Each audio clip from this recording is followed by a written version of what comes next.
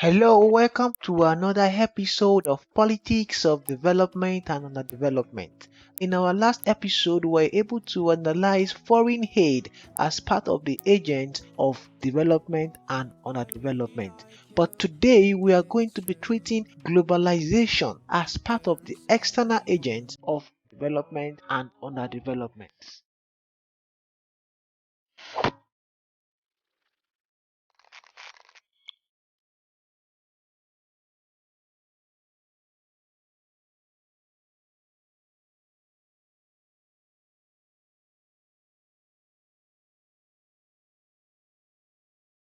Globalization is a widely discussed topic. It is therefore not so easy to explain such a complicated term in a simple word. So let's start from the beginning with a background to globalization. Advances in technologies such as phones, aeroplanes, telephones, and internet has made the growth of transport and communication network possible. Among other things, this means that people and countries can exchange information and goods very quickly and in a less complicated way. This process is called globalization. Globalization comes from the word globe, and it means the worldwide coming together of countries and nations. Let's quickly look at a very brief example. Companies manufacturing products in their own country. Company A and Company B manufacturing DVDs and televisions in their own country. Their products are in direct competition with each other. Both companies pay the same salary and production cost. They have the same customers, they have similar suppliers,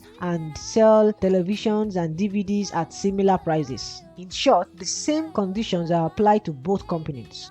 So far, so good due to technical culture and economic development that has come about with globalization. Other companies that manufacture similar products under different conditions or even under better conditions from other countries can now offer their own product in that same country too. Selling their product to a new country means that they will be able to sell their products cheaper because they were being manufactured under a better condition. Now, Company A and Company B have to react to be able to withstand this competition.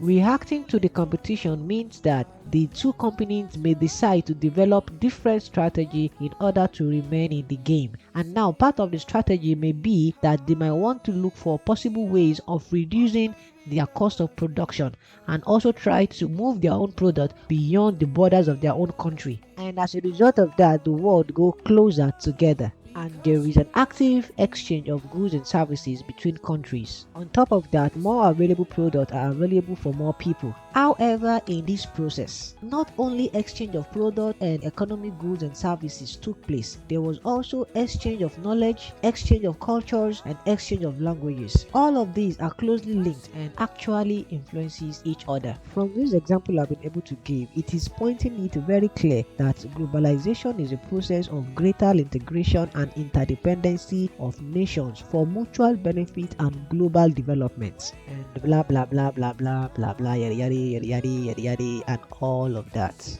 All what I've been able to say from beginning to this point are all just ideologies and theories of the Western powers, of the superpowers, of the colonial masters, of the core, the developed countries, majorly the European nations. And that is what they have been feeding third world nations of what globalization is ever since colonialism. And in the true sense, that is not what they are supposed to be doing if they really want to assist the new growing nations. Assuming they really want to assist the new growing economy of the third world nation, they were not supposed to force them into supranational organizations like United Nations, like WTO that regulates trade between the rich countries and the poor countries. What they were really doing in the main sense is to promote a capitalist society that will give them the upper hand to get more developed and make the third world nations keep producing primary goods that they don't consume so that they'll be able to import goods that they don't produce. Now, having said that, globalization is like a coin with two sides. The first side is the one we have been able to treat before now. They are called the economic liberalists.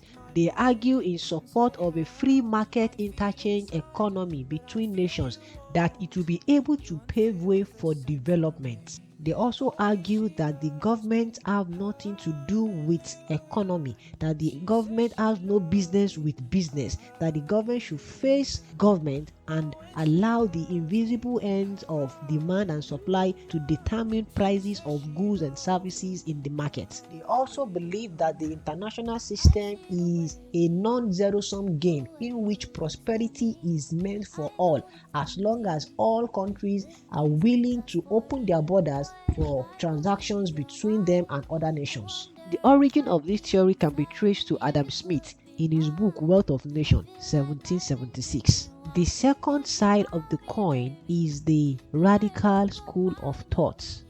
These radicalists view globalization as an ideology of the capitalist developed society that try to look for a means of continuing their influence on the third world nation through neocolonialism and neoimperialism. They believe that globalization, of no doubt, have brought in some advantages to the international system. It has fostered connections and interactions between nations.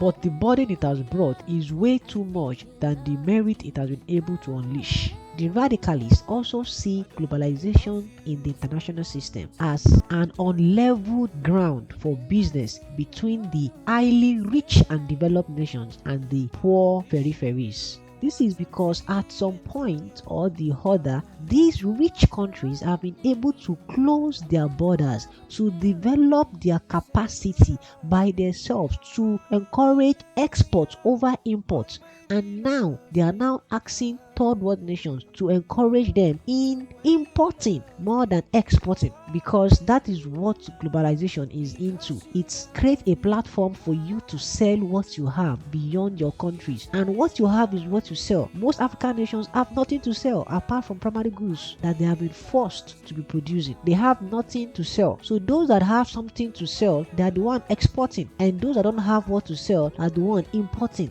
Some African radicalists believe that the third world nations are underdeveloped not because their economy have been forcefully incorporated into global capitalist system, but because of how their economy were incorporated. From the beginning, the economy of the African nations and the third world nations were designed to produce mainly primary commodities or raw materials to serve the industries in the metropolis. Don't forget that these metropolis are the developed nations. Another important factor to be noted here is that the international regulations guiding the exchange of raw materials from the peripheries and the finished goods from the core are formulated and executed by the advanced capitalist nations to the advantage of their own nations and to the detriment of African nations. The advanced capitalist countries always use their positions to fix prices of primary products and finished goods and claim that the prices are not fixed by any country, but rather